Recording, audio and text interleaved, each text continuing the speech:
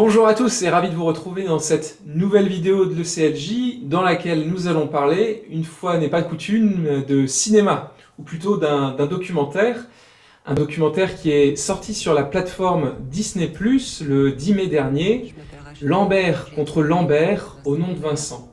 Cette série documentaire événement retrace en 4 épisodes pour la première fois dans son intégralité et avec une pluralité de points de vue, on va voir, une affaire haletante aux répercussions judiciaires, médicales, médiatiques et sociétales qui a captivé et bouleversé la société française pendant près de 10 ans. Alors, comme vous le savez certainement, le CLJ a pris part à cette affaire, je dirais même à ce combat pour la protection du droit à la vie de Vincent Lambert, en assistant notamment les avocats des parents de Vincent Lambert dans leur recours auprès de la Cour européenne des droits de l'homme et auprès des Nations Unies, principalement auprès du Comité des droits des personnes handicapées. Alors, si vous connaissez bien l'affaire, si vous ne connaissez pas du tout l'affaire Lambert, vous allez apprendre beaucoup de choses dans cette vidéo. Et si vous connaissez bien l'affaire, je pense que les commentaires de mon invité vous intéresseront d'autant plus. Et on parlera en fin d'émission de l'épilogue juridique de cette affaire à l'ONU, puisque, à ma connaissance, la décision finale du Comité des droits des personnes handicapées n'a pas du tout été médiatisée. Ce sera donc l'occasion d'en apprendre encore davantage. Alors c'est donc avec une certaine joie et même un sentiment de nostalgie que je salue mon invité aujourd'hui, qui est un acteur du documentaire en jouant son propre rôle, Maître Jérôme Triomphe. Comment allez-vous, Maître? Très très bien, bonjour Christophe. C'est évidemment un grand plaisir pour moi de vous retrouver. Alors vous avez vu la série donc, moi également, vous avez joué dedans et vous l'avez regardé. Qu'est-ce que vous avez pensé alors de Lambert contre Lambert? Alors jouer dedans, c'est un bien grand mot, puisqu'en réalité, je suis interrogé comme un certain nombre d'intervenants de ce qu'il est convenu d'appeler affaire Vincent Lambert, ce qui est un terme qui est très contestable, puisqu'en réalité, Vincent était un être humain et qu'il a été transformé en affaire par un certain nombre de personnes qui ont voulu en faire un symbole de l'euthanasie. Qu'est-ce que j'ai pensé de ce document? Il faut dire que d'abord, nous avons mis très longtemps à accepter de participer à cette série documentaire. Pourquoi? Parce que à chaque fois que nous avons eu affaire aux médias, ou dans la grande majorité des cas, tout le monde ne se valant pas, mais des grands médias, de ce qu'il est connu d'appeler les grands médias, nous avons toujours eu en fait un seul son de cloche qui était rapporté et on pouvait dire ce qu'on voulait. En réalité, seul était rapporté ce qui correspondait au schéma rédactionnel qui était prévu pour rapporter l'affaire de Vincent. Il y a un logiciel, une grille de lecture, et les grands médias n'en sortent pas. Donc c'est vrai que la plupart du temps, enfin moi en tout cas, je refusais 9 dixièmes des interviews parce que les seules fois où j'étais en réalité, on ne rapportait pas l'essentiel et ce qui était important, mais simplement ce qui correspondait à la grille de lecture rédactionnelle du média en question. Donc, nous avons été évidemment très échaudés et quand Élodie Busuel et Julie Péris, la réalisatrice et la productrice de cette série documentaire, nous ont contactés, en réalité, ça a été 6 mois de discussion. Au début, je ne répondais pas et puis au final, je vous donne un peu les coulisses de cette aventure. Au final, j'ai accepté de les rencontrer. Et puis, elles m'ont promis et elles se sont engagées et nous ont donné des garanties qui ont finalement été tenues, qu'il s'agirait de donner la parole aux uns et aux autres. Et donc, on s'est dit avec mon ami, mon frère et frère d'armes, Jean Paillot, et tous ceux qui nous ont accompagnés, on ne va pas laisser la parole simplement à ceux qui se battaient pour la mort de Vincent. Il faut que notre parole soit dite. Et donc, nous avons finalement accepté, au bout de 6 mois de discussion, de participer à cette série documentaire. Et donc, en se disant, ben voilà, on verra bien ce qui en on aura dit ce que nous avions à dire. Pour ma part, j'ai eu 2 après-midi d'enregistrement où j'ai pu dire un certain nombre de choses. Au final, je ne regrette pas que nous y ayons participé parce que je crois que le contrat a été plutôt tenu. Oui, plutôt tenu, même s'il y a matière à critique, même s'il y a des manques, même s'il y a des choses que je regrette un peu, mais globalement, la réalisatrice et la productrice ont essayé de tenir un certain équilibre entre l'une et l'autre partie. ouais. Je suis tout à fait d'accord, hein. Également, On a vraiment une vision globale de l'affaire. Tout le monde est invité, tout le monde oui, parle. C'est quand même pro et je dirais il y a même un bon équilibre entre le juridique, l'humain, le médical. Ça, c'est pour le côté positif. Après, oui, il y a quelques bémols à ajouter à ça, je dirais. il y a effectivement quelques bémols. D'abord, bon, parce que certains des invités qui ont été amenés à s'exprimer, bon, on se demande ce qu'ils faisaient là, puisqu'ils ne faisaient pas partie de ce combat, ni d'un côté ni de l'autre. Je ne donnerai pas de nom, mais ils se reconnaîtront, qui affirment avec la plus grande fatuité des éléments comment dire, soit médicaux, soit de contexte, soit généraux sur euh, une affaire et un homme qu'il ne connaissait pas. Ça, on peut toujours en discuter. Il y a aussi la manière dont est présenté certains éléments. Moi, le plus gros manque que je trouve dans cette série documentaire, c'est qu'on n'a pas parlé suffisamment de la réalité de Mm. la situation de Vincent. Et en réalité, je pense qu'il y a eu véritablement de la part d'Élodie Busuel et de Julie Péris une volonté, et puis du co-réalisateur, d'humaniser à la fois Vincent, sa famille et tous ceux qui se sont battus pour lui dans un sens ou dans l'autre, hein, parce que ceux qui se sont battus pour sa mort ont prétendu se battre pour lui. Mm. Je pense qu'il y a eu cette volonté, mais il y a un gros manque, c'est que on n'a pas parlé de la réalité médicale de Vincent, on n'en a pas suffisamment parlé. La manière dont sont filmés certains des éléments, notamment quand on parle de sa déglutition en juin 2015, sont en réalité rapportés de telle manière que on se dit qu'en réalité il ne peut pas déglutir. C'est un élément très important parce que je rappelle que Vincent était dans une situation de handicap lourd, évidemment, à la fois moteur et cérébral. Il était cérébrolésé comme le sont 1700 patients dans cette situation dans notre pays, et il devait être alimenté par la voie d'une sonde gastrique qui est extrêmement banale dans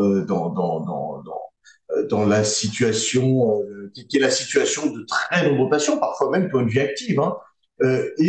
Tout ça parce qu'au début, il ne déglutissait pas, mais il a retrouvé son réflexe de déglutition au bout de quelques années. Et en 2015, il avait retrouvé un réflexe de déglutition. Il faut savoir qu'avant 2015, il salivait énormément à tel point qu'il fallait qu'il ait une serviette constamment en fait sous son menton. Et il a retrouvé un réflexe de déglutition, il avalait sa salive, il déglutissait normalement, il avait progressé.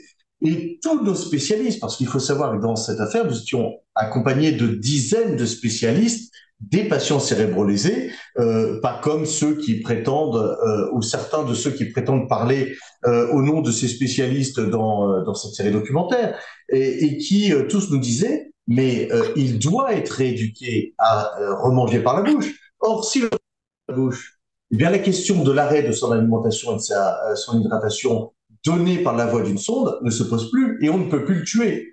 Donc, en fait, c'était l'élément moteur et essentiel du dossier. Je trouve que cet aspect-là a été mal présenté, alors que en réalité, c'était évidemment une question essentielle. De la même manière n'a pas été suffisamment présentée la réalité de qui était Vincent et surtout des dizaines de spécistes qui nous ont accompagnés. J'ai beaucoup regretté que le professeur Xavier Ducrot n'ait pas eu davantage de présence à l'antenne alors qu'il a été interrogé très longuement, alors qu'il a exposé toutes ces questions. Nous avons été, je l'ai dit, accompagnés par des dizaines de spécialistes qui se sont engagés, qui ont écrit des tribunes pour dire Vincent, nous le prenons dans notre unité, nous savons nous en occuper. Ce sont des patients qui peuvent progresser. Ce sont des patients qui ne sont pas en fin de vie, ce sont des patients qui ne sont pas ce qu'on appelle vulgairement des légumes. Quand le 19 mai, il sera filmé par ses parents la veille de sa mort programmée, il pleurera et on le voit pleurer vidéo Et on n'a jamais vu de légumes pleurer. Et tous ces spécialistes qui nous ont accompagnés, souvent ont pris contact avec nous de manière spontanée pour nous dire, nous avons vu la vidéo de Vincent en train de déglutir, nous l'avons vu en train d'interagir aux réactions, d'avoir des réactions par rapport à son entourage. Et nous pouvons dire qu'il n'est pas manifestement en état dit végétatif, mais qu'il est en état aussi relationnel. Il a des relations, il peut progresser, nous pouvons nous en occuper. Et ce que nous avons vu sur ces images ne correspond pas à l'idée qu'on nous en a donnée au travers des médias. Et donc, tout cela n'a pas été suffisamment abordé, je crois, dans cette série documentaire. C'est un peu le manque principal que je regrette. Oui, c'est ça. La série se concentre vraiment sur l'histoire très large.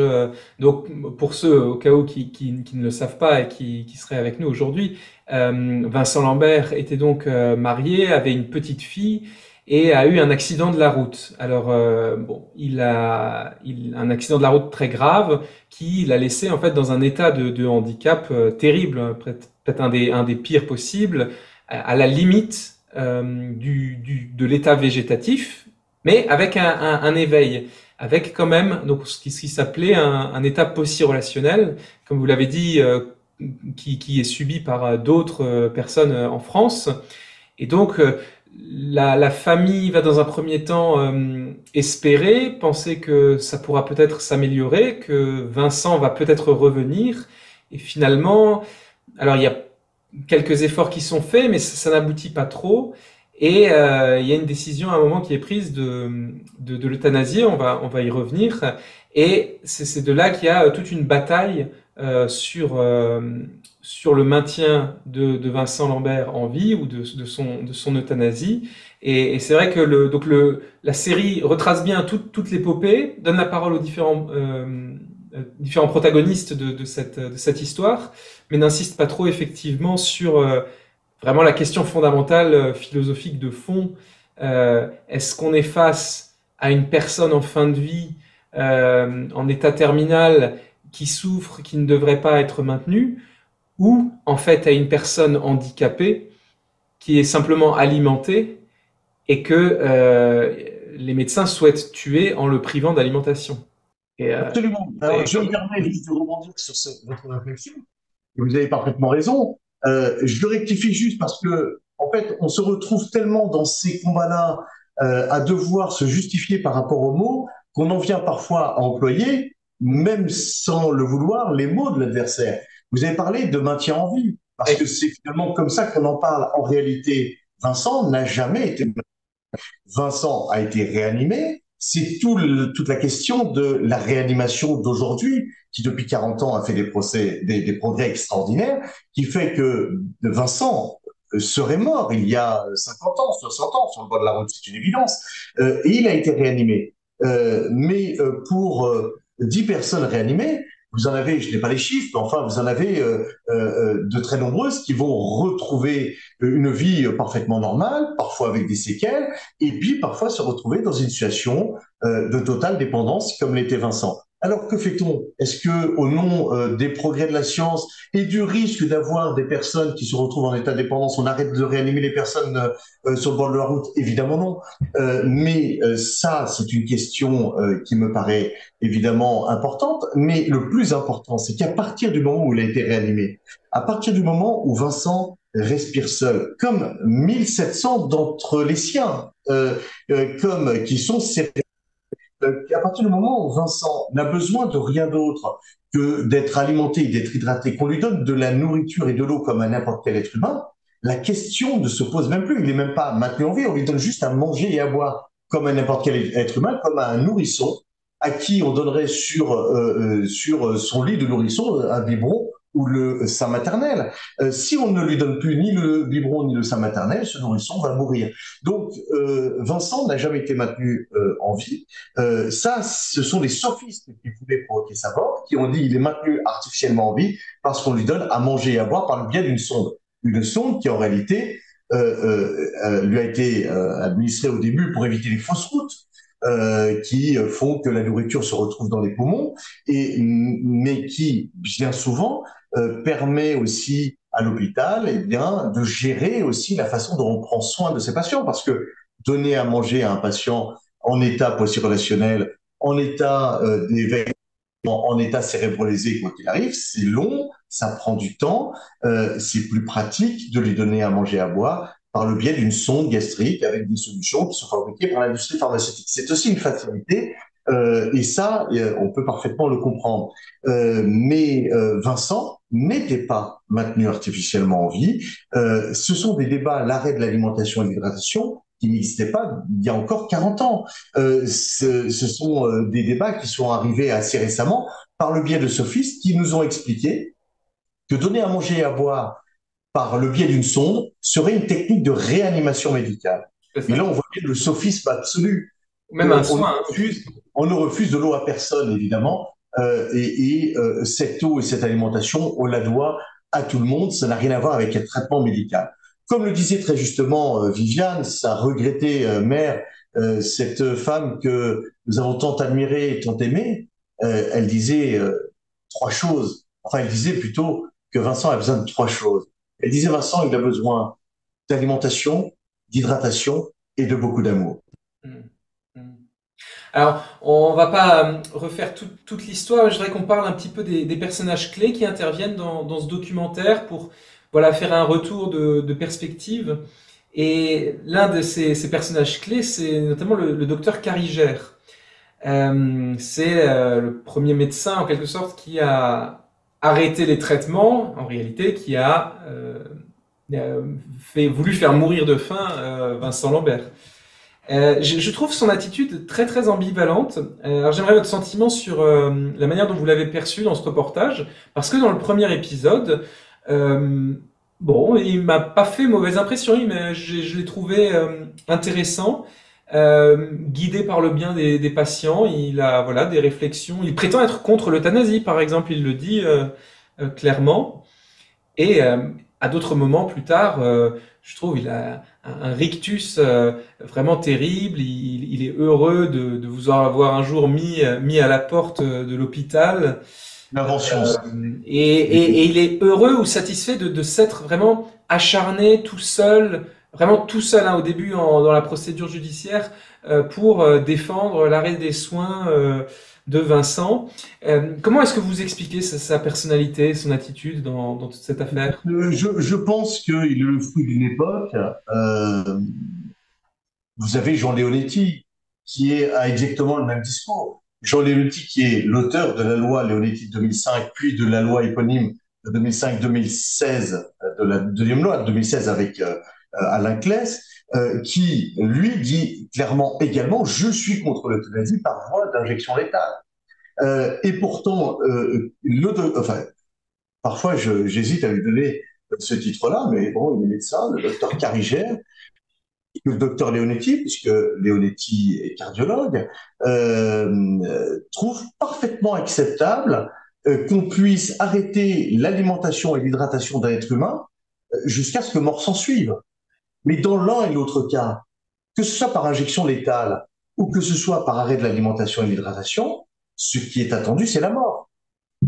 Donc l'intention reste exactement la même. Alors eux vont transformer la réalité pour se donner bonne conscience, peut-être, certainement, en disant ah nous laissons faire la nature. Mais on ne laisse pas faire la nature quand on refuse de l'eau et de la nourriture à un être humain. Parce que si vous arrêtez de donner le sein maternel ou un biberon à un nourrisson, vous laisserez faire la nature de la même manière Bien sûr. et le nourrisson en mourra.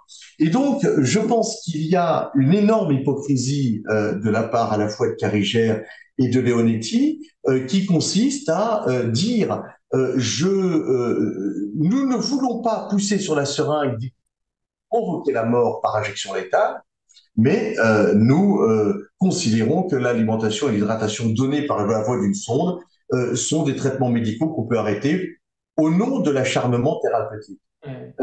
Mais je crois que c'est véritablement une hypocrisie et que du caducée des médecins, eh bien, on ne retient plus que le serpent.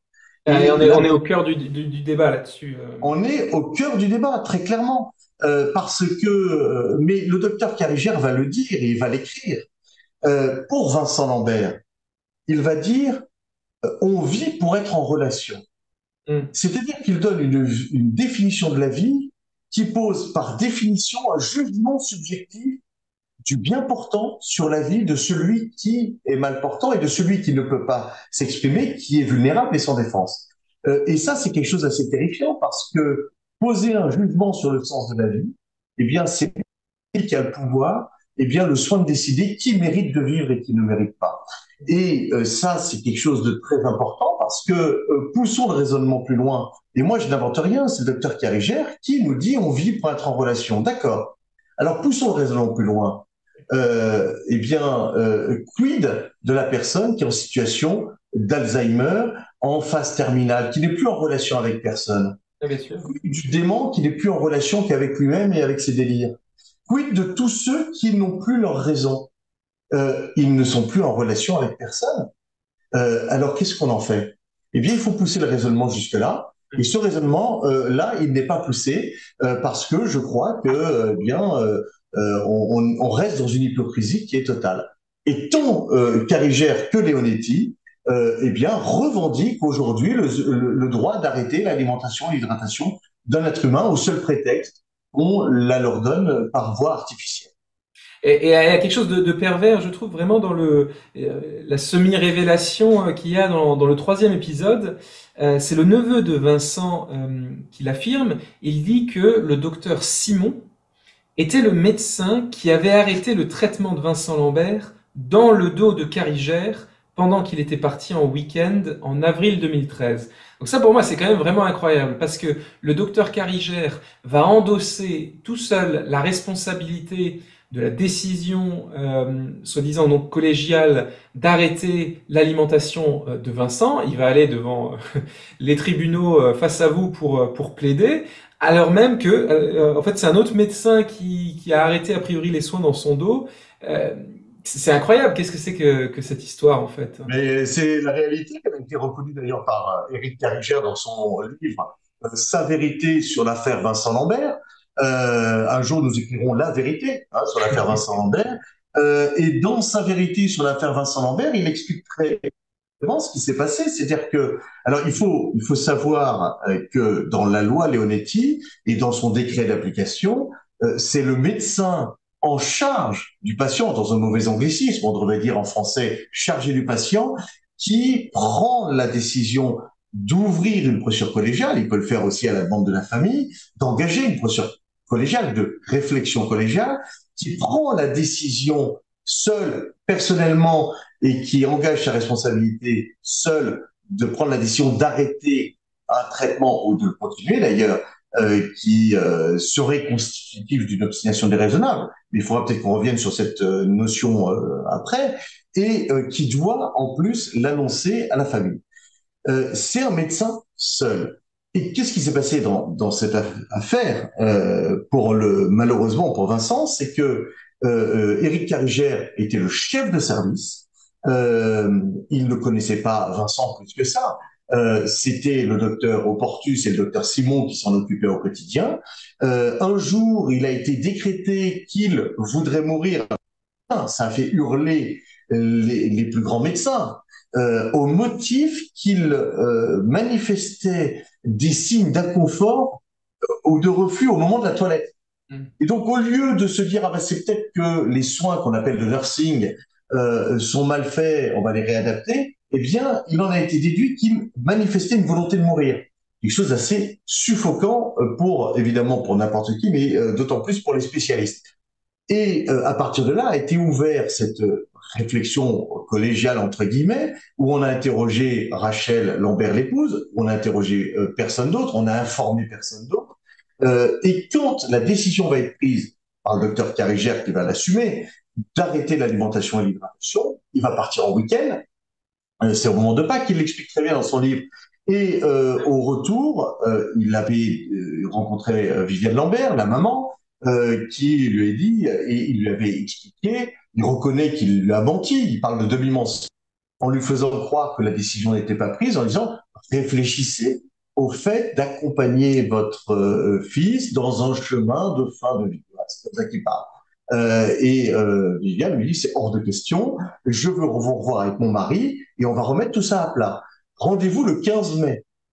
Eh bien, depuis ça fait 31 jours, le 11 mai, que Vincent ne reçoit plus aucune nourriture et c'est le jour où la décision de référé va ordonner qu'il soit réalimenté et réhydraté.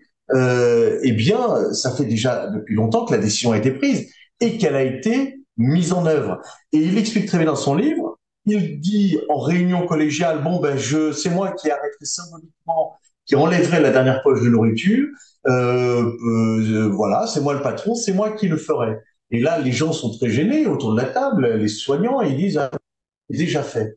Et en fait, profitant de son absence au week-end de Pâques, eh bien, les deux médecins ou l'un d'entre eux qui s'occupe habituellement de Vincent ont arrêté l'alimentation et l'hydratation de Vincent et ont commencé eh bien, à provoquer sa mort. Puisqu'on peut retourner ça dans tous les sens. On peut faire les sophismes les plus élaborés, on peut être hypocrite jusqu'au bout, mais arrêter l'alimentation et l'hydratation d'un être humain, c'est bien provoquer sa mort.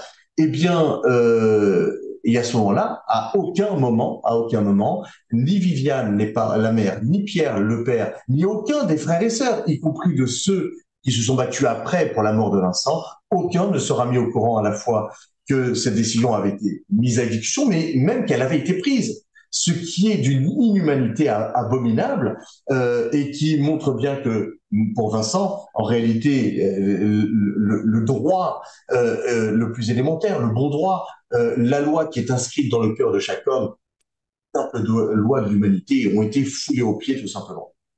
Ça, et cette décision prise seule semble quand même étonner Rachel Lambert que les parents le prennent mal. C'est-à-dire que c'est l'autre personnage clé duquel j'aimerais qu'on parle, Rachel Lambert, l'épouse de Vincent, puisqu'elle est donc au début, là aussi, enfin bon, elle est touchante et on a énormément d'empathie pour elle, bien sûr.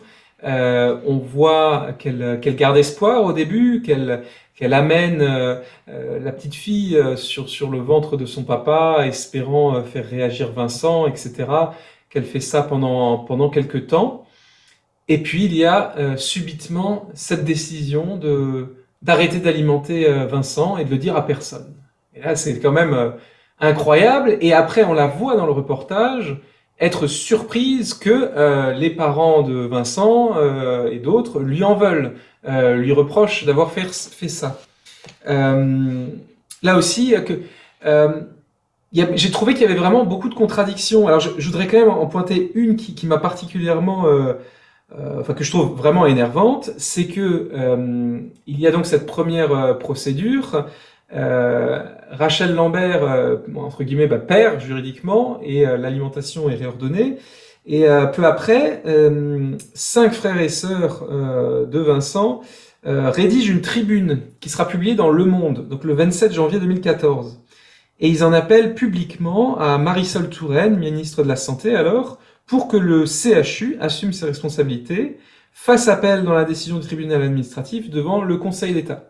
Donc ils font une tribune pour demander à la ministre d'agir, et ils disent même que le pays est pris en otage. Hein. Dans cette tribune, ils ont des mots très très forts. Et plus tard, on voit dans la série Rachel s'offusquer que des gens défendent la vie de Vincent Lambert. Voilà, des gens étaient en dehors de l'hôpital, ils défendaient Vincent Lambert, ils étaient là à prendre parti. Mais de quoi je me mêle? Euh, Voilà, bon, vous avez parfaitement raison, il y a beaucoup de choses à dire là-dessus, ouais. mais c'est l'inversion accusatoire permanente à laquelle nous avons été confrontés. C'est-à-dire que nous nous sommes battus pour la vie de Vincent, à la demande de qui? De son père, de sa mère, d'un frère et d'une sœur. C'est vrai que Rachel Lambert va s'offusquer de ce que des personnes veuillent défendre la vie d'un être humain vulnérable, sans défense, dont on veut provoquer la mort en arrêtant de l'alimenter, de l'hydrater. Elle ne doit pas s'en offusquer, puisque à un moment, Vincent est devenu, j'allais dire presque une personne publique, et il est sain dans une société que les personnes, que les disent mais nous ne sommes pas d'accord avec cela. Et bien Donc, sûr, non, mais franchement, je trouve ça vraiment choquant. Ils ont publié mais c'est une oui, tribune dans Le mais Monde parce en que disant que la alors France entière est prise en otage. Elle prend à témoin la ministre. Quand on publie une tribune dans Le Monde, on veut alors médiatiser le cette problème, tribune quoi. n'avait pas été signée par Rachel elle-même.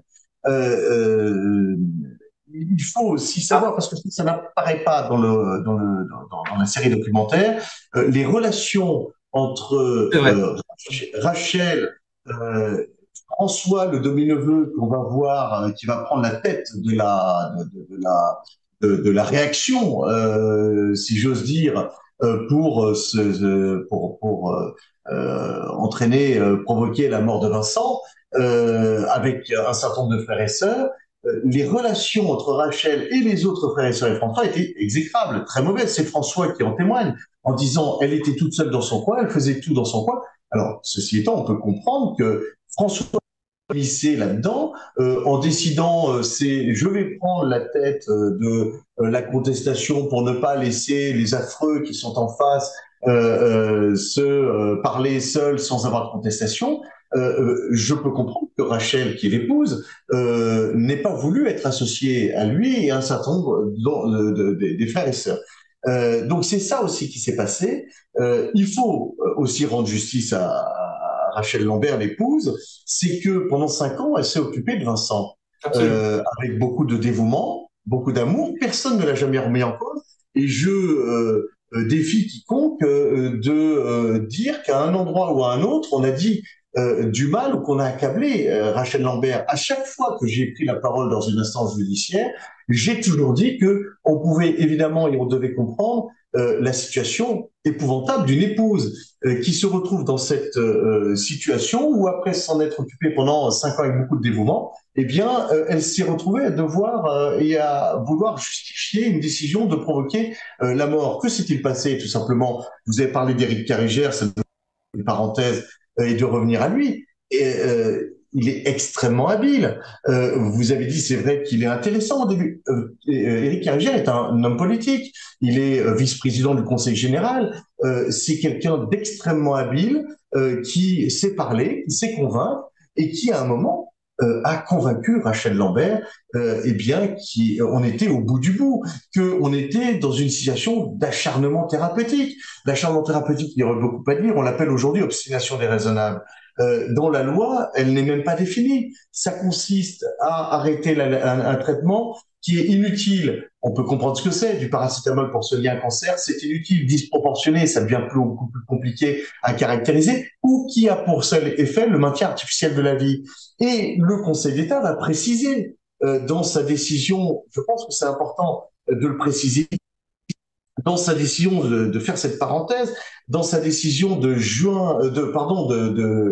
février 2014, dans l'affaire de Vincent, il va nous expliquer que l'oxydation, le simple fait d'être dans une situation d'inconscience, même totale, ce qui n'est pas le cas de Vincent, d'être totalement dépendant, ce qui était le cas de Vincent, ne constitue pas en soi une situation d'oxydation déraisonnable. Il faut prendre un ensemble, dit le Conseil d'État, d'éléments médicaux et non médicaux dont le poids ne peut pas être prédéterminé à l'avance, dans lesquels la volonté du patient tient une place prépondérante. Et c'est là qu'on rattache tout ça avec Rachel Lambert. Et comme Rachel Lambert a dit que Vincent n'aurait pas voulu vivre dans ces conditions, la volonté de Vincent est prépondérante, donc il est en situation d'obstination déraisonnable. Je pense que c'est très important que les auditeurs comprennent ce que ça veut dire.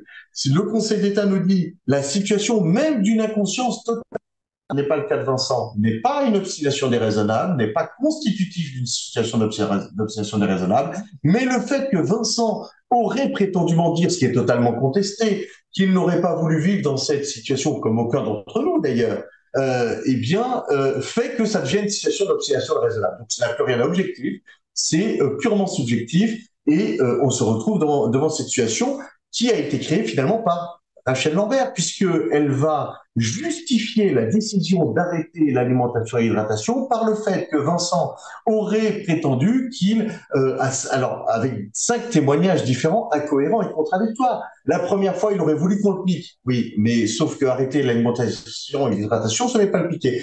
Deux, il aurait voulu qu'on le fasse partir comme nous l'avons décidé, donc en le faisant mourir de faim et de soif. Hein, puisque c'est évidemment comme cela que le bon sens le comprend. Trois, nous avons fait ce que nous pensions que Vincent aurait voulu. Donc on est en fait dans l'interprétation que Vincent aurait peut-être voulu. Donc vous voyez bien qu'il n'y a rien de cohérent, et pourtant c'est le mode d'emploi que le Conseil d'État a donné eh bien, de ce qui doit permettre de caractériser une obstination déraisonnable. Et je précise que les derniers experts judiciaires nommés par la justice ont écrit noir sur blanc, il n'y a pas d'obstination déraisonnable dans la situation de Vincent Lambert. Le tribunal a dit si il y a une obstination déraisonnable, et le Conseil d'État a dit si il y a une obstination déraisonnable. Donc vous voyez que tout cela n'a rien de médical. Oui, tout à fait. Puis il y a d'autres contradictions. Alors, je trouve une autre phrase choquante que Rachel Lambert prononce, c'est qu'elle dit, je cite, Vincent, de par son métier, n'aurait pas aimé être à la merci des soins d'autrui. Fin de citation. Alors là aussi, je trouve ça assez incroyable, parce que Vincent était infirmier, il a dédié sa vie aux malades, il a dédié sa vie à prendre soin des autres, justement des personnes dépendantes. Je ne peux pas croire qu'il considérait que les personnes dont il s'occupait étaient indignes, méprisables, ou que... Voilà, donc être à la merci des soins d'autrui, bien sûr, personne ne veut, mais ça ne veut pas dire qu'on veut forcément se tuer si telle est notre situation. C'est fondamental. C'est fondamental ce que vous dites, parce que c'est toute la question la volonté du patient, des directives anticipées. C'est une évidence, parce que ce que je vous disais, que Rachel Lambert avait justifié la décision, c'était des prétextes évidemment qui avaient été pris de provoquer sa mort par l'arrêt de l'alimentation et de l'hydratation, en disant Vincent m'avait dit qu'il voudrait que je le pique s'il devait se retrouver dans cette situation-là. Vincent m'avait dit qu'il voudrait qu'on le fasse partir comme nous l'avons décidé. Donc déjà, ce n'est plus la même chose, c'est en arrêtant l'alimentation et l'hydratation. Vincent n'aurait pas voulu vivre comme ça. Nous avons fait ce que nous avons pensé que Vincent voulait. D'ailleurs, le docteur Sanchez, qui est le dernier médecin, celui qui mettra à exécution finalement cette quatrième décision collégiale, cette quatrième procédure, eh bien, cette décision après procédure collégiale, soyons précis, eh bien, dira, j'ai fait ce que je pensais que Vincent voulait.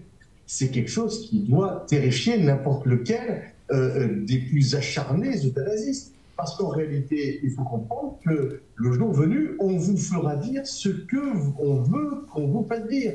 C'est tellement facile puisque vous ne pouvez pas vous exprimer. En réalité, qui d'entre nous veut vivre autrement qu'en bonne santé? Personne. Il faudrait être un insensé pour dire je veux vivre en fauteuil roulant, je veux vivre grabataire, je veux vivre dépendant. Il faudrait être insensé pour cela. On veut tous vivre en bonne santé, mais la réalité, et c'est le témoignage unanime de tous les soignants, c'est que le jour où on se retrouve dans une situation diminuée, dans une situation dans laquelle on n'aurait jamais voulu être, eh bien, on trouve des ressorts. Il y a un instinct de vie et de survie qui fait que, eh bien, finalement, on arrive à se contenter de ce qu'on a et puis de se dire, bah, tiens, je suis en fauteuil roulant, mais je suis quand même bien content d'être en vie. Oui. C'est une réalité intemporelle. C'est une réalité unanime de tous les soignants, de tous ceux qui ont à s'occuper des patients. Et c'est le témoignage, et c'est l'occasion de lui rendre hommage, de Philippe Pozzo di Borgo, qui vient de nous quitter, cet homme incroyable, admirable, qui, en 93, un accident de parapente, qui est un homme d'affaires richissime, qui se retrouve tétraplégique, il n'y a plus que la tête qui fonctionne, et qui va écrire de très nombreux livres, et puis s'exprimer très longuement dans les médias, et qui va d'ailleurs soutenir l'association Soigner mais pas tuer contre l'euthanasie, et qui dit la chose suivante, il le dit à plusieurs reprises: si on m'avait demandé mon avis au moment où j'étais en bonne santé, je l'aurais dit faites-moi mourir si je dois me retrouver dans cette situation-là, c'est-à-dire tétraplégique. Mais aujourd'hui, pardon de ne pas me toucher parce que je suis heureux d'être en vie. La mort m'est familière, je suis souffrant, je suis diminué, je ne suis plus le même homme qu'avant, et pourtant je suis heureux d'être en vie.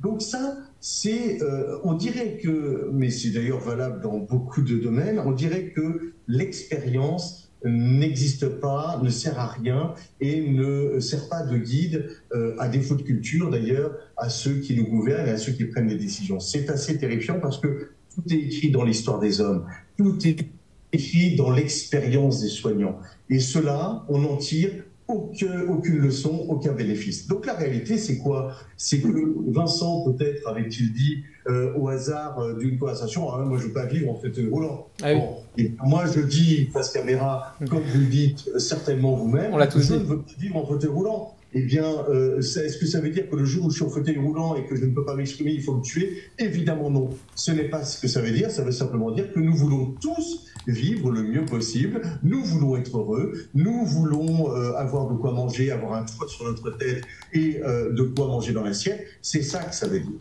C'est tout. Et pourtant, eh bien, on s'aperçoit qu'on va prétexter là, on va continuer on va prétexter la volonté de celui qui ne peut pas s'exprimer pour finalement, eh bien, provoquer sa mort. C'est quelque chose qui est très important parce que dans la réforme de 2016 de la loi Leonetti-Claes, la mise en place des directives anticipées modifie. Eh bien, avant, elles étaient valables 3 ans. À partir de Leonetti-Claes, elles deviennent valables à vie, ce qui est une folie, hein, puisque évidemment, on évolue en permanence au hasard de ces réflexions. Mais il faut bien voir que dans la loi Leonetti-Claes, dans son application, il était prévu, et puis dans le projet de loi, de mémoire, je ne sais plus où c'était prévu, mais il était prévu expressément que les directives anticipées devaient prévoir les modalités et les conditions d'un arrêt de traitement, pas de la poursuite des traitements, mais d'un arrêt de traitement. Donc en fait, on demandait, donnez-nous votre volonté pour arrêter, mais pour poursuivre, ça, c'était pas possible. Donc la représentation nationale a modifié cela de la même manière en disant que, bon oui, on peut quand même vouloir continuer à être traité, mais de la même manière que dans les motifs de la loi Leonetti-Claes, c'est très important. Il était prévu que la sédation profonde et continue jusqu'au décès était envisagée pour ne pas, tenez-vous bien, je le cite, pour ne pas prolonger inutilement la vie. C'est-à-dire que dans notre corpus juridique qui était intégré pour la première fois, j'allais presque dire pour la première fois depuis Antigone et Créon, pour la première fois depuis les grands débats qui ont agité la réflexion philosophique sur le droit naturel, sur la loi qui est inscrite au cœur de chaque homme, sur ces lois éternelles qui préexistent à celles de Créon. Pour la première fois, on posait comme critère la notion d'utilité de la vie. C'était quelque chose de tout à fait terrifiant. La représentation nationale, là également, a dit non, on ne peut pas parler d'utilité de la vie et donc a modifié cela. Mais tout ça pour dire que nous avons eu une dérive et une dérive véritablement mortifère. On pourrait en parler très longuement sur d'autres points. Ce n'est pas l'objet ici, mais tout cela évidemment est capital. Je finis dérive, je parlerai aussi de contradiction simplement. Je trouve que c'est intéressant de le mentionner à la fin, lorsqu'ils arrivent à faire euthanasier Vincent Lambert et qu'on est au terme de 9 ans de... enfin, pas 9 ans, mais plusieurs années de... 6 ans de procédure. Ils se rendent compte quand même, en tout cas Marie-Geneviève, que ils sont dans quelque chose de contradictoire. Que c'est de culpabilisant. De culpabilisant. Alors j'ai noté, je les donne en florilège ce qu'elle dit exactement. Les mots ne se suivent pas, mais elle utilise les mots de contradiction. Comment défendre ça? C'est épouvantable. C'est un peu culpabilisant. C'est inconfortable. Oui, c'est sûr. Comment argumenter ça? On est un peu passé pour les assassins de service. Voilà, fin de citation. Donc elle dit ça à la fin quand il donne l'impression en fait de s'acharner à vouloir faire mourir Vincent. Un mot rapidement, mais je pense que c'est important de le mentionner, par rapport à l'interprétation de ce que vivait Vincent. Il y a un moment très intéressant où on sent bien en désespoir de cause, Viviane Lambert se fait filmer en train d'essayer et de donner effectivement des petites cuillerées de compote à Vincent pour montrer qu'il n'est pas dans le coma, qu'il est capable de manger, de déglutir des petites cuillerées de compote il y a encore un espoir, et donc en tout cas, il n'est pas mort, il n'est pas végétatif, il n'est pas en fin de vie, il peut déglutir, regardez-le. Et ça montre qu'il n'est pas un zombie, quoi, enfin vraiment. Et alors, cet argument est balayé, mais par notamment donc le docteur Puy-Bassé. Alors là, autant vous l'aviez dit avant pour les gestes, les mouvements d'inconfort de Vincent, alors on pouvait détecter très clairement une volonté de mourir. Par contre, quand Vincent déglutit et mange des cuillerées de compote que sa maman lui donne, là, on peut rien en conclure. Hein. Et alors, vraiment, on le voit, le docteur Puy-Bassé dans le documentaire, s'étouffer de colère. Quoi. Il est là à dire trembler, à dire mais ça ne prouve rien. Et alors on le voit quelques secondes et on attend les arguments scientifiques qu'il va apporter pour dire que ça ne prouve rien, mais il n'en donne aucun. Alors peut-être qu'ils ont été coupés au montage, je ne sais pas. Mais alors je demande sincèrement quels sont les arguments scientifiques qui démontreraient que le fait de réussir à déglutir, ça ne prouverait rien. C'est quand même incroyable. Hein. Bon, Euh, de toute manière, J'ai l'impression que c'est de la mauvaise foi. Là.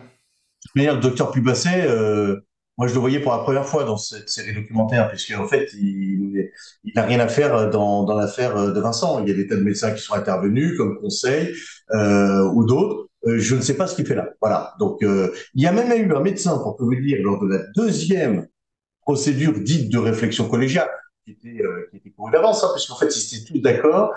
Et le docteur Carigère s'était même fait assister par le docteur Bernard Devalois, qui, lui, est un chantre de ce qu'il appelle la nutrition et l'hydratation donnée par voie artificielle comme étant une technique de réanimation médicale. Hein.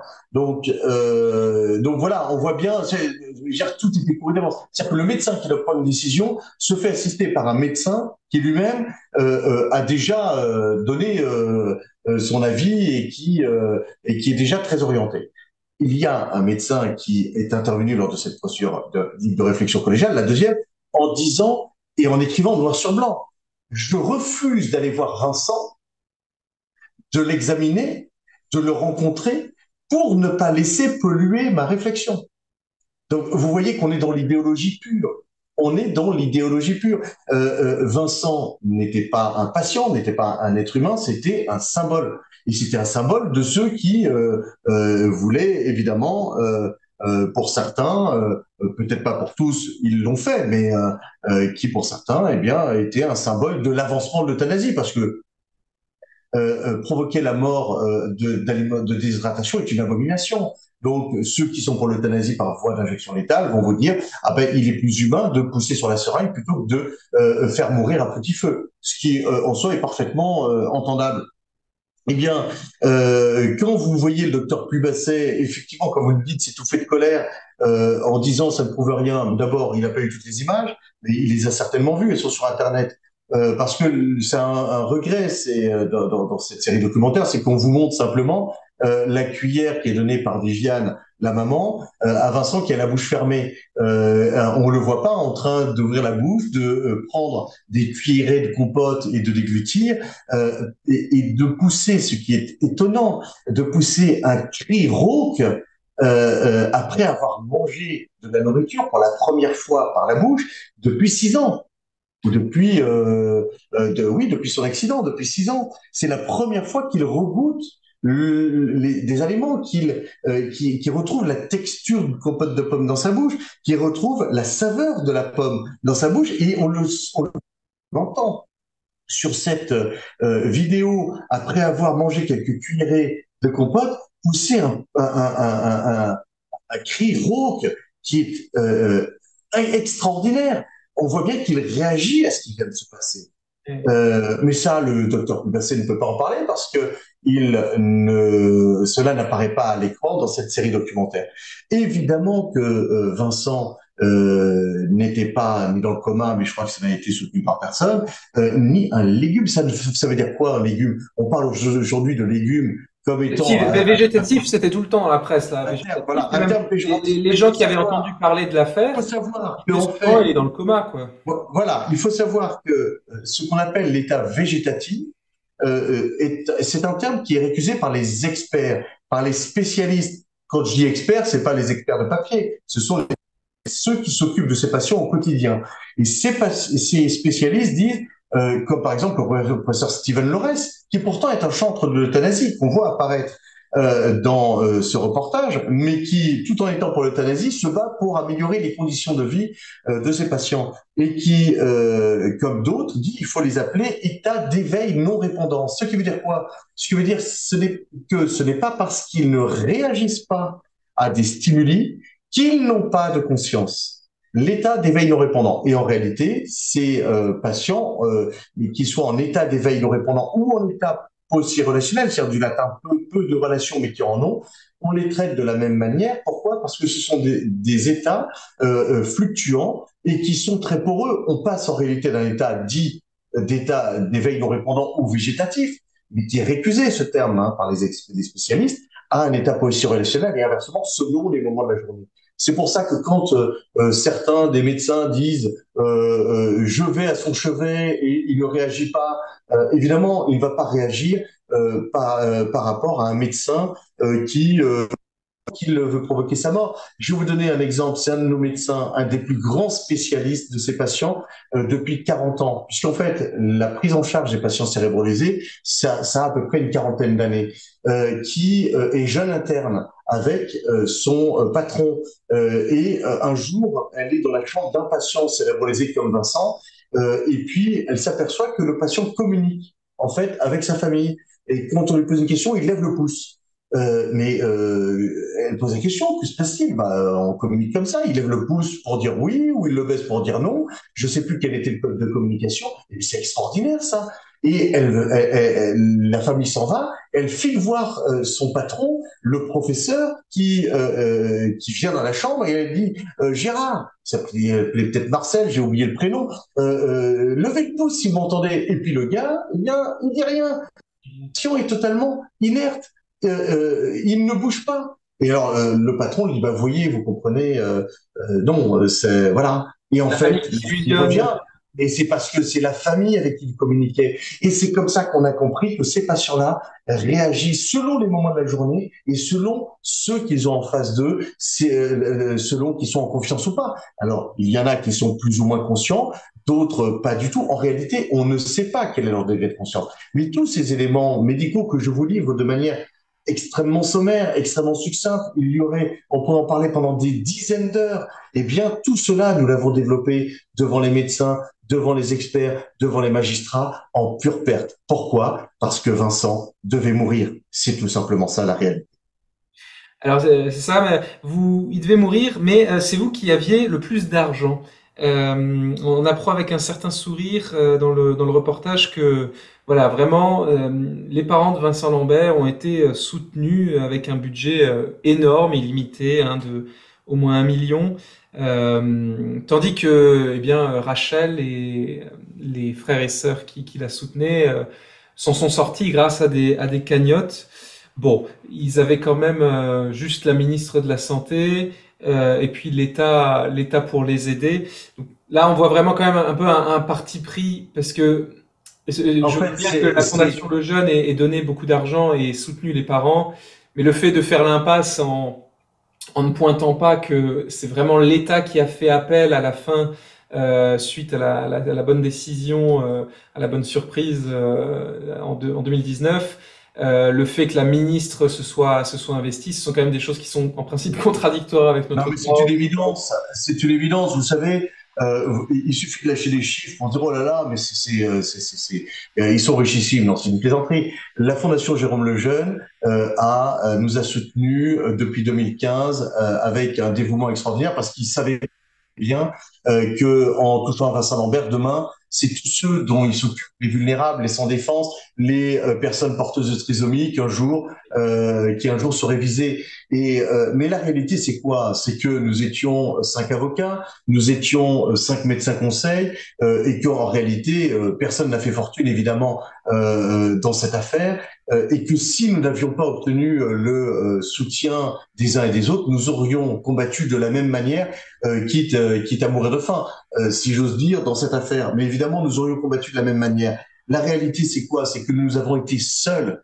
Heureusement que nous avons obtenu le soutien de la Fondation Jérôme Lejeune, mais la Fondation Jérôme Lejeune était seule également avec nous, et puis il y en a d'autres qui nous ont aidés, il n'y a pas que, mais Il y nous a le avons été... CLJ, il faut le dire. Pardon? Il y a le CLJ, il faut le dire. Le CLJ, bien entendu, et d'autres, mais ça serait trop long de tous les citer. Et simplement, il faut bien voir que nous étions seuls face à une meute médiatique, face à la meute politique, face à la meute d'une opinion publique manipulée, une opinion publique qui hurlait en parlant de Vincent, débranchez-le, alors que Vincent n'était évidemment branché à rien.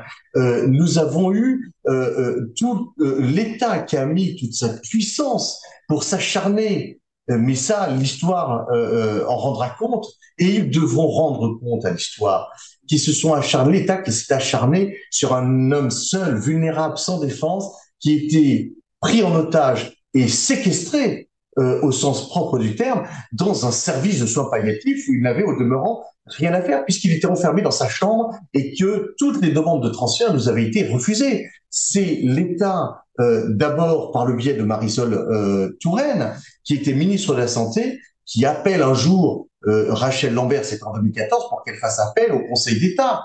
C'est Voilà. ensuite Agnès Buzyn qui, alors que l'ONU, et nous en parlerons, je pense, tout à l'heure, Et va ordonner, alors dans un langage contractuel, conventionnel et diplomatique, on dit pas ordonner, mais qui demande à la France de mettre en place des mesures conservatoires pour que Vincent Lambert continue à être alimenté et à être hydraté pendant l'instruction de notre recours. C'est Agnès Buzyn qui va dire nous ne respecterons pas ces mesures conservatoires parce que nous n'avons pas à les respecter. C'est Emmanuel Macron, le président de la République, à qui nous allons écrire une longue lettre pour lui demander non pas la grâce, puisque Vincent n'a besoin de faire l'objet d'aucune grâce, mais pour lui demander à Emmanuel Macron, président de la République, de faire respecter par son ministre de la Santé la Convention internationale qui protège les personnes handicapées et qui fait du Comité des droits des personnes handicapées de l'ONU une instance d'enquête et de règlement à laquelle la France a accepté de se soumettre volontairement. Eh bien, Emmanuel Macron digne des temps, nous répondre sur Facebook en disant je n'ai pas le pouvoir d'intervenir, ce qui est faux puisque le président de la République est le garant des conventions internationales. C'est à la fin l'État qui va mettre toute sa puissance lorsque le 20 mai 2019, la Cour d'appel de Paris va sauver la vie de Vincent, non pas parce que ça on peut en parler aussi, je fais une parenthèse, non pas parce que la Cour d'appel, les trois juges de la Cour d'appel sont contre l'arrêt de l'alimentation et de l'hydratation, ça c'est les fantasmes complotistes de certains des intervenants de cette série documentaire, mais tout simplement en disant vous avez souscrit une convention internationale, la France doit la respecter, j'ordonne à l'État de respecter la convention internationale qu'elle a librement souscrite, signée, ratifiée par son Parlement et qui l'oblige à respecter les mesures conservatoires demandées par l'ONU. Et c'est donc l'État qui va faire un pourvoi en cassation contre cet arrêt qui sauvait la vie de Vincent Lambert. Donc on voit que l'État a été présent à toutes les étapes de 2014 à 2019. Nous avions contre nous. Nous avions cette opinion publique manipulée, hurlant débranchez-le alors que Vincent n'était branché à rien. Nous avions tous les médias, les grands médias, ce qu'on appelle les médias mainstream, qui étaient contre nous. Nous avions l'ensemble de l'appareil d'État, alors qu'on ne vienne pas nous dire que nous avions une puissance de frappe sans équivalent, parce qu'en réalité, ceux qui se sont acharnés sur la mort de Vincent, en réalité, ce sont ceux qui avaient la puissance. Le livre que nous écrirons en réponse, notamment à celui d'Éric Carriger sur sa vérité sur Vincent Lambert, sera la vérité sur Vincent Lambert et sera très certainement sous-titré Vincent Lambert, un crime d'État. alors justement, vous venez de parler du comité des droits des personnes handicapées. Je pense que donc sa décision n'a pas été commentée. Elle a été rendue récemment, le 5 avril 2023. Et je pense qu'il y a deux choses vraiment intéressantes pour tous les juristes par rapport à l'application du droit international. Alors, sans surprise, c'est décevant. Que dit le Comité des droits des personnes handicapées? Il répond donc 4 ans, presque 4 ans après la mort de Vincent Lambert, que la requête est irrecevable. Bon, c'est déjà une première chose, c'est qu'il lui a fallu presque 4 ans pour déclarer la requête irrecevable. Pourquoi? Parce que eh bien, les parents n'étaient pas les tuteurs de Vincent, ils n'avaient donc pas mandat pour le représenter, mais c'était Rachel Lambert. Or, Vincent a dit à Rachel qu'il voulait mourir, donc c'est très bien, la France fait ce que enfin ce que Vincent a demandé à Rachel. Et donc les deux choses juridiques importantes dans cette affaire, enfin, les deux choses que je trouve importantes dans cette affaire, c'est que finalement, d'abord, le comité des droits de l'homme accepte très bien qu'un État n'obéisse pas à ses injonctions de prendre des mesures conservatoires. Ça, c'est quand même assez significatif, puisque finalement, les institutions internationales n'ont pas la puissance de contraindre, ils n'ont pas d'huissiers ou de policiers pour faire appliquer leurs décisions aux citoyens ou aux États directement. Donc l'application de leurs demandes repose sur la bonne foi. Là, finalement, on a la France qui explique très clairement, hein, non, non, on va pas appliquer votre injonction. Et le comité qui répond, ah oui, bon, bah d'accord, oui, oui, ok. Il l'accepte. Ça passe presque comme une lettre à la poste. Alors, allez, vous avez un commentaire sur ce... Évidemment que j'ai un commentaire. D'abord, cette décision est décevante, mais elle n'était pas évidente parce Non, que non. dans la Convention sur les droits des personnes handicapées, nous avons eu des échanges de mémoire sur des dizaines et des dizaines de pages. Il est très clairement proscrit le fait qu'on puisse, au nom du handicap, arrêter d'alimenter et d'alimenter un être humain. C'est extrêmement clair. Donc, il y avait une double raison à la fois sur la forme et sur le fond pour obtenir justice.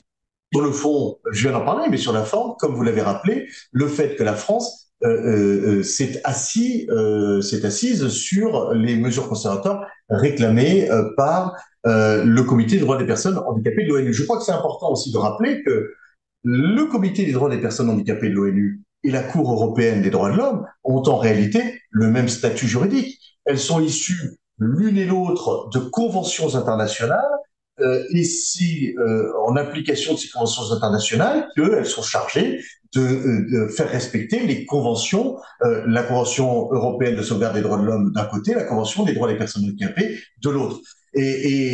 En application de ces conventions, eh bien, elles peuvent demander des mesures conservatoires. L'article 4 de mémoire pour le protocole de l'ONU et pour l'article 39 s'agissant de la Convention européenne des droits de l'homme. Ce sont ce qu'on appelle en droit international des instances, enfin vous en parleriez mieux que moi évidemment, mais des instances d'enquête et de règlement international. L'une et l'autre ont la même valeur. Ce sont des instances qui sont chargées de faire respecter des conventions internationales. Eh bien, avec l'affaire Vincent Lambert, je pense que c'est très important de le souligner, la France, mais on n'ose pas dire la France, tellement nous chérissons notre pays, charnellement, spirituellement, ceux qui prétendent la représenter. Le président de la République, les instances gouvernementales, l'État français, en fait, se sont assis et ont mis à bas, en fait, 4000 ans de construction de droit international public. Et ça, c'est très important parce que depuis que les sociétés existent, depuis que les civilisations existent, depuis que les hommes commercent entre eux, depuis que les États commercent entre eux, il y a des conventions entre États qui s'obligent les uns envers les autres à les respecter en application du principe que vous avez rappelé, le principe de bonne foi.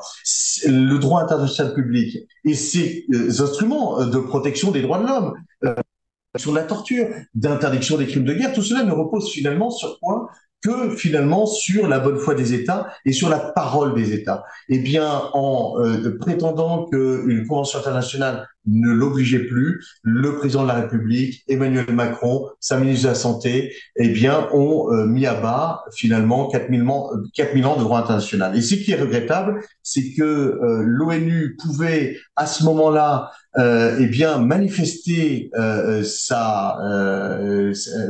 réalité tangible qui est la sienne, c'est-à-dire la réunion de différents États et le fait qu'elle fait respecter les conventions internationales, qu'elle leur demande le respect. Elle pouvait affirmer son pouvoir en disant eh bien nous condamnons la France parce qu'elle a méprisé une convention internationale à laquelle elle s'était engagée, à laquelle elle s'était engagée, tout simplement. Eh bien, en ne le faisant pas, l'ONU a validé le fait que le droit international public aujourd'hui n'existe plus. Ce n'est pas sans contrainte. On a vu au moment où Donald Trump, président de la République, a voulu sortir de l'accord de Paris sur le climat, eh bien, Emmanuel Macron dire c'est contraire au droit international public. On ne peut pas remettre en cause les conventions internationales. Ou alors on peut le faire dans les conditions prévues, en dénonçant avec un délai, etc. Mais pour Vincent Lambert, il n'y avait plus de convention internationale. Je crois que c'est aussi une des grandes leçons juridiques de cette épouvantable affaire, c'est que finalement, eh bien, il fallait que Vincent meure à tout prix, dans un établissement spécialisé, il aurait coûté 3 fois moins cher que dans celui dans lequel on l'a fait mourir. Et il fallait que Vincent meure, y compris au prix du droit international public. Ouais, j'irai peut-être pas aussi loin sur la mort du droit public, mais en tout cas, je pense, j'aimerais attirer l'attention des auditeurs sur l'ambivalence et surtout l'hypocrisie que peuvent avoir les hommes politiques par rapport aux obligations du droit international, puisque souvent, en fait, c'est la souveraineté des États qui demeure. Et vous entendez souvent des hommes politiques invoquer une décision de la Cour européenne des droits de l'homme ou l'ONU pour justifier leurs demandes, pour justifier en fait leur politique, et donc ils vont dire parfois ah mais on ne peut rien faire, vous comprenez, c'est l'Europe qui demande, c'est la CEDH qui le demande, c'est l'ONU qui le demande, et en fait c'est comme ils veulent. S'ils veulent s'asseoir dessus, ils n'ont pas vraiment de parole, et puis s'ils veulent s'en servir, ils s'en servent. Et à l'inverse, on pense aussi que l'ONU, parfois, peut-être, ou les institutions internationales ont une énorme puissance. Il faut prendre garde à pas extrapoler la puissance Non, mais ça, d'un c'est une organe évidence. de Ça, c'est une l'ONU. évidence. Et Bah, d'ailleurs, c'est non, juste mais pour, c'est juste pour clarifier. je pense que nous sommes totalement en phase. La réalité, c'est qu'aujourd'hui, le droit international public va continuer à exister, mais en apparence seulement, puisque, comme vous le dites très justement, eh bien, les États choisiront les règles qu'ils veulent respecter pas.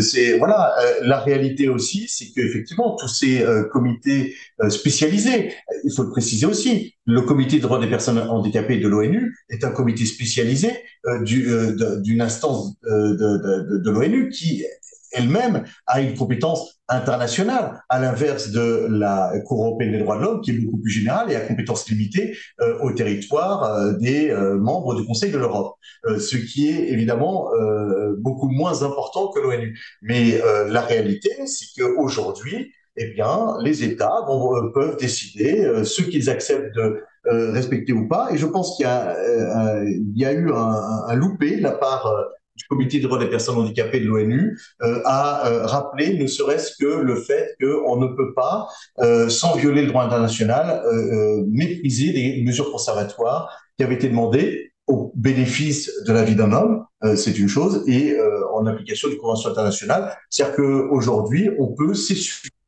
sur une demande de mesures conservatoires d'une instance d'enquête et de règlement, comme sur un paillasson, tout simplement. Voilà ce qui nous est dit avec cette décision. Et alors l'autre chose importante qui me semble dans la décision du Comité des droits des personnes handicapées, c'est sa conclusion très décevante. Alors je cite rapidement. La conclusion de ces analyses est que Vincent Lambert n'aurait pas souhaité se retrouver dans l'état dans lequel l'alimentation et l'hydratation entérale le maintenaient. Au vu de ce qui précède et les éléments contenus dans le dossier, le comité n'est pas convaincu que la communication ait été soumise en représentation de la volonté présumée de Vincent Lambert. Par conséquent, le comité estime que les auteurs n'ont pas qualité pour agir au nom de Vincent Lambert. Donc on en revient au bout de 6 ans de procédure à la question du début, et le comité fait la même erreur que beaucoup d'autres. Il dit Vincent Lambert n'aurait pas souhaité se retrouver dans l'état dans lequel l'alimentation et l'hydratation entérale le maintenaient. Alors Voilà. je reviens quand même moi, en buvant ça, je me maintiens en vie quand même. Je veux dire, on se maintient tous en vie en mangeant, en s'hydratant et en s'alimentant. Et personne n'a envie de se retrouver dans la situation dans laquelle Vincent était. Bon, on est, Et puis encore une fois, l'euthanasie. Enfin, oui, oui. sur la base de témoignages incohérents, contradictoires, Mhm. qui n'ont aucune valeur et qui pourtant ont été gravés dans le marbre dont on fait les caveaux. Et, Voilà. et- Il et alors suffit vous, demain de dire la main sur le cœur, tonton Marcel, dont je suis l'héritier, qui est le richissime oncle d'Amérique, m'avait dit la main sur le cœur qu'il ne voudrait pas vivre insulinodépendant et Alzheimer. Eh bien, si vous avez la chance qu'il soit indépendant, insulinodépendant et Alzheimer, eh bien, on pourra lui arrêter son insuline sans qu'il dise quoi que ce soit, sur la base d'un témoignage. Il en mourra et vous gagnerez des années sur l'héritage. Est-ce que c'est ça la civilisation dont on veut? euh, C'est celle qui nous a été offerte avec cette épouvantable affaire de Vincent. d'autant que là, ils disent clairement que Viviane Lambert, donc le papa et la maman, n'avaient pas qualité pour agir. Donc c'est quand même incroyable quand on y pense, c'est qu'ils viennent devant l'ONU en disant mais attention, ils veulent tuer mon fils. Attendez madame, vous êtes qui pour dire ça en fait? Ouais. C'est Mais ça en fait qui la est écrit, hein, sous des apparences juridiques, sous un verbiage cohérent et élégant. En fait, il dénie à des parents la qualité pour agir, pour protéger la vie de leur fils, quoi. Oui, mais comme je l'ai dit, il fallait que Vincent meure à tout prix. Je rappelle que en 2015, la Cour européenne avait déclaré irrecevable également Viviane, Pierre, David et Anne, en violant sa propre jurisprudence, en disant que ben non, vous pouvez pas représenter Vincent Lambert, alors que dans une affaire strictement similaire et même qui était moins évidente que celle-là, elle avait reconnu à une personne le droit de représenter un enfant candidat, je crois que c'était en Roumanie, je n'ai plus le nom de l'arrêt en tête, elle avait reconnu parfaitement la capacité à représenter celui qui ne peut pas se défendre. Donc voilà, on voit bien que les règles ont été appliquées de manière divergente selon manifestement le but qui était à atteindre. Ah non, non, non, Vincent doit mourir, non, vous êtes irrecevable, et puis on n'en parle plus. Ce qui nous donne quand même l'occasion de rappeler que 5 juges de la Cour européenne des droits de l'homme ont eu un avis dissident et ont écrit avec une force extraordinaire qu'ils étaient en total désaccord avec la décision de la Cour européenne. C'était le juge de Malte, c'était 4 juges des ex-pays du bloc soviétique qui, eux, connaissent le prix des larmes de la liberté et du sang et qui ont, dans cette décision Vincent Lambert de 2015, la Cour européenne des droits de l'homme avait perdu ce titre qu'elle s'était auto-arrogé de conscience de l'Europe. Maître Triomphe, ça fait plusieurs fois que vous dites au cours de cette interview que Vincent devait mourir. Alors j'avais une question personnelle à vous poser. Est-ce que vous allez me dire quel a été le moment dans cette procédure où vous vous êtes vraiment dit les dés sont pipés? Je pense à un moment où vous étiez à l'audience, ou en lisant une décision, ou en réfléchissant à un argument, vous vous êtes dit, bon bah là, c'est bon, mon dossier est béton, mon argument est imparable, je suis face à une jurisprudence établie depuis 100 ans, et patatras, le seau d'eau froide vous tombe dessus et vous voyez le juge qui vous sourit d'un air narquois. Est-ce que c'est arrivé à un moment comme ça où vous vous êtes vraiment dit, mais punaise, mais là, les dés sont D'abord, pipés. il faut voir que quand on est avocat, euh, même contre toute espérance, c'est-à-dire que même quand on se dit les dés sont pipés, tout est perdu, on y croit toujours. Même quand on se dit l'audience s'est mal passée, on attend toujours la décision avec angoisse et une angoisse mêlée d'espérance. Donc c'est toujours comme ça. Et la réalité, c'est quoi? C'est que nous avons eu de très nombreuses décisions qui ont donné raison Ouais. à Vincent, à sa vie, à ceux que nous défendions. Le 11 mai 2013, nous avons obtenu une décision sur la vie de Vincent. Au 16 ou 15 janvier 2014, c'est le tribunal administratif de Châlons-en-Champagne qui avait été réuni en son ensemble. Ils étaient 16 ou 17 juges de mémoire, ou 14 juges. Ces 14 juges qui nous ont donné raison, en tout cas la majorité de 14 juges qui nous ont donné raison en disant Vincent n'est pas en situation d'obstination déraisonnable. Donc nous avons comme ça gagné un certain nombre de décisions. Il y a eu le 20 mai 2019 où entendu par personne et où 3 juges judiciaires ont dit, vous, État, devez respecter les conventions internationales et donc les mesures conservatoires réclamées par l'ONU. Donc on ne peut jamais dire tout est perdu d'avance. Si je dois faire une confidence, c'est le 20 mai 2019, alors que Vincent est plongé dans une sédation profonde et continue depuis le matin à 8h30 et que le docteur Sanchez a arrêté son alimentation et son hydratation. Vincent est en train de mourir. Et nous allons plaider à 17h à la cour d'appel. J'y vais sans illusion, en me disant simplement la chose suivante: il ne sera pas dit que Vincent sera mort sans défenseur. Et c'est pourtant là que nous allons gagner. C'est là que nous allons gagner. Je me souviens, évidemment, je me souviendrai toute ma vie de ce... Je me souviens, alors que Jean Paillot, mon frère d'armes, vient de plaider auprès des 3 juges de la cour d'appel, vous ne pouvez pas leur envoyer des casques bleus pour faire respecter les conventions internationales, mais vous pouvez leur envoyer des robes noires. Et moi, je me souviens que je leur dirais la chose suivante: je vais leur demander aux 3 juges de regarder la vidéo de Vincent qui a été tournée la veille, alors qu'il vient d'apprendre que le lendemain, on provoquerait sa mort. Vincent est en train de pleurer. Et on entend la voix déchirante de Viviane, vous vous souvenez de cette vidéo, qui lui dit: ne pleure pas, Vincent, ne pleure pas. Et nous sommes là à nous battre encore pour toi. Et on entend cette voix déchirante et on voit Vincent pleurer. Et je referme cet ordinateur devant les 3 juges de la cour d'appel et je leur dis: vous voyez, mesdames, je n'ai jamais vu un légume pleurer. Et je pense que c'est cela qui va emporter leur décision, au-delà évidemment des considérations purement juridiques sur le respect des conventions internationales, parce que pour la première fois, des juges ont accepté de voir Vincent tel qu'il était. Nous avons demandé à différents juges qui ont eu à statuer sur la vie de Vincent de voir Vincent tel qu'il était. On nous l'a refusé au motif prétendu de sa vie privée. Tenez-vous bien, comme celle-là, c'est absolument effrayant. Eh bien, tous ceux qui ont refusé de voir la vie de Vincent, de voir Vincent en vidéo tel qu'il était réellement, ils l'ont tous envoyé à la mort par leur décision. Tous ceux qui ont accepté de le voir tel qu'il était réellement lui ont sauvé la vie. Alors vous voyez, rien n'est jamais perdu en matière judiciaire comme dans d'autres domaines évidemment, mais évidemment à partir de 2014 nous avons compris que les dés commençaient à être pipés, même si nous savions que nous aurions affaire à forte partie.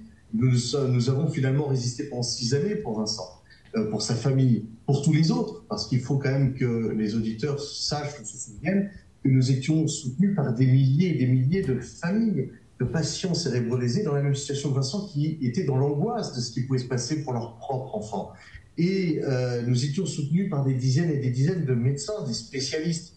Et nous nous sommes battus en sachant que nous aurions affaire à forte partie pendant à partir de 2014, nous avons compris avec le Conseil d'État que, évidemment, on pouvait faire dire tout et n'importe quoi à la volonté d'un patient cérébrolésé. Pour notre part, nous n'avons jamais combattu la volonté de Vincent, mais ceux qui l'ont envoyé à la mort ont prétexté sa volonté. Ça, c'est très différent. Et à partir de là, 2014, oui, je crois qu'il y a eu cette évolution mortifère jusqu'à la fin. Nous avons pu résister par différentes procédures. Nous avons eu de mémoire 55 décisions, des procédures que personne n'aurait jamais engagées. Nous l'avons fait pour Vincent parce que nous savions évidemment que d'abord, outre que c'était sa vie qui nous était confiée, que en fait, cette affaire dépassait en plus sa personne, parce que s'il lui mourait, c'était tous les autres qui mouraient. Mais il faut quand même le préciser pour répondre à tous ceux qui nous ont dit, vous vous battez par idéologie.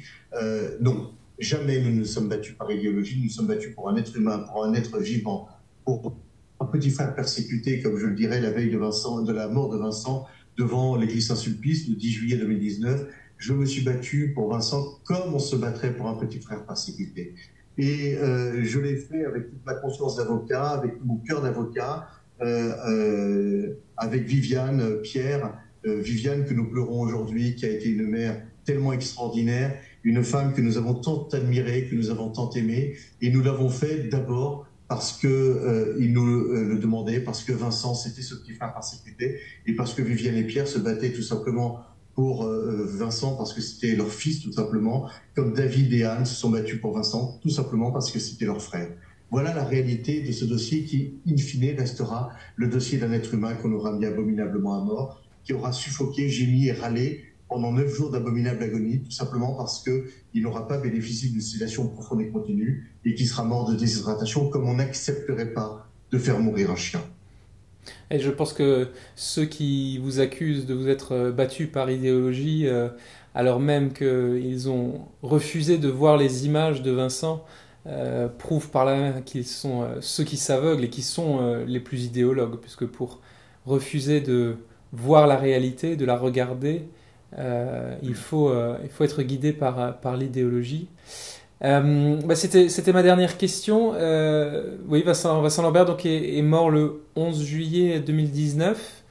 Et puis Viviane Lambert est décédée le 19 Le 19 décembre décembre. 2022 dernier. Ouais. Alors, j'ai trouvé très beau le reportage fini sur un petit texte d'héritage qu'elle lit à sa petite fille. La fille donc de Rachel et de Vincent. J'ai trouvé ça beau et bien qu'on se rappelle aussi que voilà, ça reste l'histoire aussi d'une famille que ça a été dur pour tout le monde, même si cette affaire voilà, met en jeu la vie de milliers de patients et met en jeu en fait la vie de milliers d'autres personnes qui se sont mises à faire leurs directives anticipées. Enfin, toute cette question en fait nous concernera tous puisque c'est la mort. Alors Viviane Lambert a eu le mot de la fin avec la lecture de son témoignage, sur une sorte de petit testament. Vous n'avez pas eu le mot de la fin dans le reportage Jérôme Triomphe. Est-ce que vous voulez encore dire quelque chose quand on vous dit l'affaire Vincent Lambert? Si j'avais un mot à dire, ça serait pour relier cette abominable affaire, cette terrifiante affaire, ce combat de titans, juste à l'humanité, qui est celle de Vincent, qui est mort aujourd'hui, de Viviane, sa mère, de son père, et de toute une famille. Pourquoi? Parce que au-delà des textes, au-delà des grands discours, des principes, des discussions sur ce qu'est l'acharnement thérapeutique, l'obstination déraisonnable, dont les experts judiciaires nommés par la juridiction administrative a dit que Vincent n'y était pas, il n'était pas en obstination déraisonnable. Eh bien, il y a derrière un fracas humain. Un fracas humain, un champ de ruines familial épouvantable. C'est prévu par le législateur, c'est prévu par le gouvernement, puisque dans les décrets d'application, par exemple, de la loi Leonetti-Claes, il est expressément prévu que si c'est votre enfant qui se retrouve dans cette situation, qu'il ait 15 ans, 12 ans, 10 ans ou 2 ans, c'est le médecin qui décidera seul qui décidera seul de l'arrêt ou de la poursuite d'un traitement qui sera qualifié de médical. Vous pourrez objurguer, vous pourrez supplier, vous pourrez pleurer, et j'en ai des tas d'exemples parce que dans ma pratique professionnelle, malheureusement, j'ai à m'occuper de beaucoup d'affaires Vincent Lambert qui ne sont pas médiatisées. Vous vous retrouvez avec des parents qui supplient, mais des médecins qui restent inflexibles, pas tous, Dieu merci, mais qui les obligent à aller devant les juridictions et in fine devant le Conseil d'État, devant la Cour européenne des droits de l'homme, qui valident tout ça et qui disent c'est le médecin qui décide, c'est ainsi, il décide médicalement, vous avez à donner votre avis en tant que parent, mais pas une décision. Et donc on se retrouve aujourd'hui avec eh bien, cette situation qu'on se retrouve chacun des parents de France avec une épée de Damoclès posée sur le cœur. Et il n'y a pas que ça dans toute cette législation. La famille n'est plus rien. On évacue complètement la famille. Il suffit qu'en arrivant à l'hôpital, vous ayez désigné comme personne de confiance l'ambulancier avec qui vous aurez sympathisé, et c'est lui qui témoignera de votre volonté. Et la famille ne sera même pas informée de l'engagement d'une procédure collégiale et de la décision qui sera prise. C'est quelque chose de terrifiant. On voit bien que là aussi, on a évacué la famille.